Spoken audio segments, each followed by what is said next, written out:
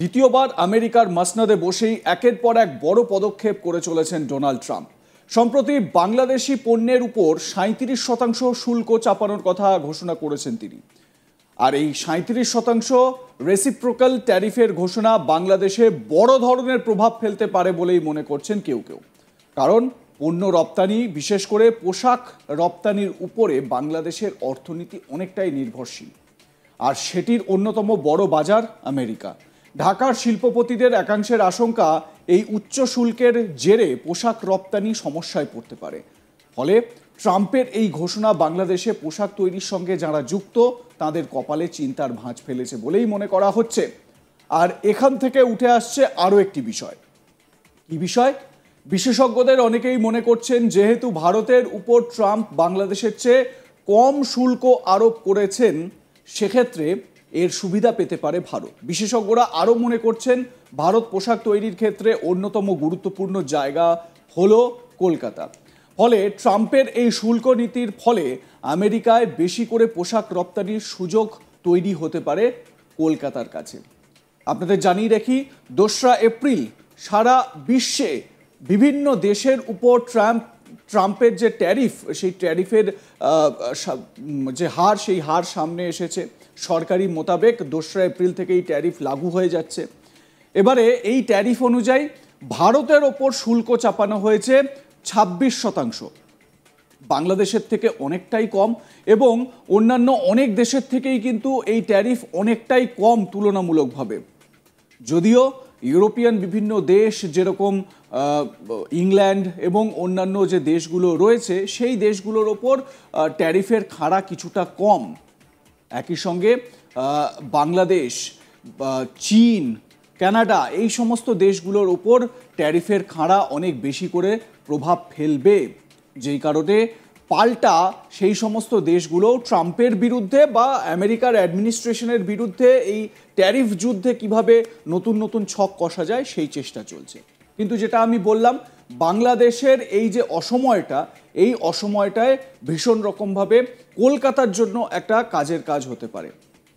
কলকাতাকে এই পোশাক শিল্প বা বস্ত্র শিল্পের জন্য অন্যতম একটা গুরুত্বপূর্ণ হাব হিসেবে ধরা হতে পারে। এবং পশ্চিমবঙ্গের এই গাঙ্গেয় যে অঞ্চলগুলো রয়েছে, সেই অঞ্চলগুলো আমরা কথায় বলতাম না ছোটোবেলায়, যে গঙ্গা নদীর বা হুগলি নদীর দুপাশে শুধু কারখানা আর কারখানা। তো এই পোশাক শিল্পে একটা উন্নতির একটা জায়গা কোথাও না কোথাও হলো তৈরি হচ্ছে। এবারে কয়েকদিন আগের বিষয়ে ফিরে যাই।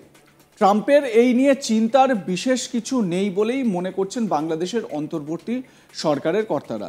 মানে ট্রাম্পের এই যে ট্যারিফ নীতি, এই নীতি নিয়ে খুব বেশি চিন্তা করার কিছু নেই বলে মনে করছিলেন তারা।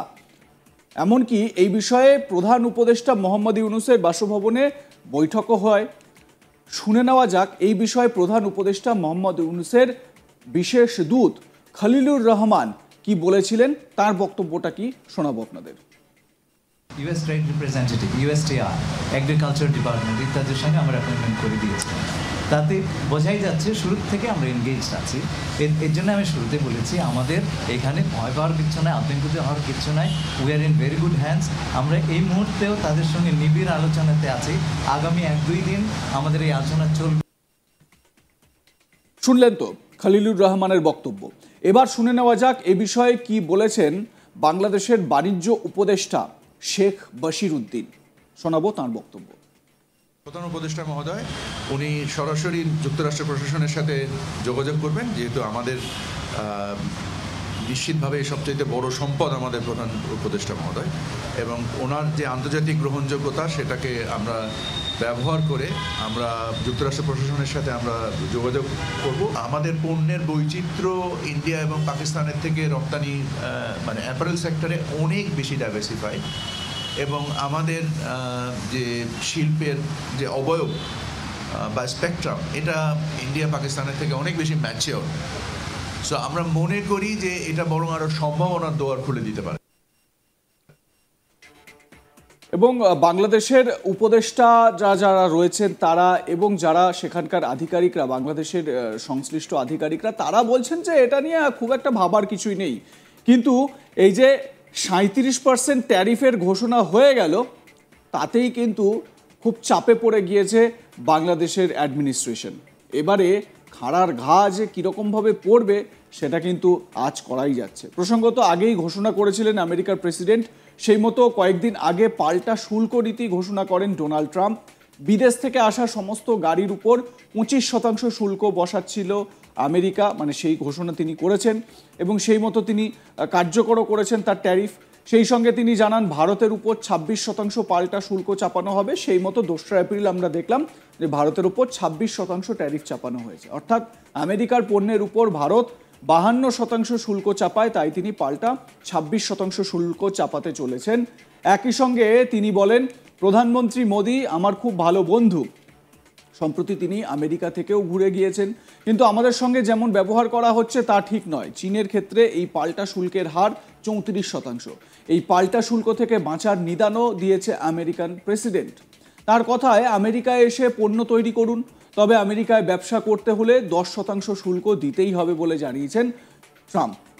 তবে কয়েকদিন আগেই হোয়াইট হাউসের প্রেস সেক্রেটারি ক্যারোলিন লেভিট তিনি বলেছিলেন যে কেউ যদি আমেরিকায় এসে শিল্প স্থাপন করেন এবং তারা যদি আমেরিকার ইকোনমিতে আমেরিকার ইকোনমিক গ্রোথে তারা যদি একটা দৃষ্টান্ত রাখেন, সেক্ষেত্রে তাদের ব্যবসায় কোনো রকম ট্যারিফ চাপানো হবে না।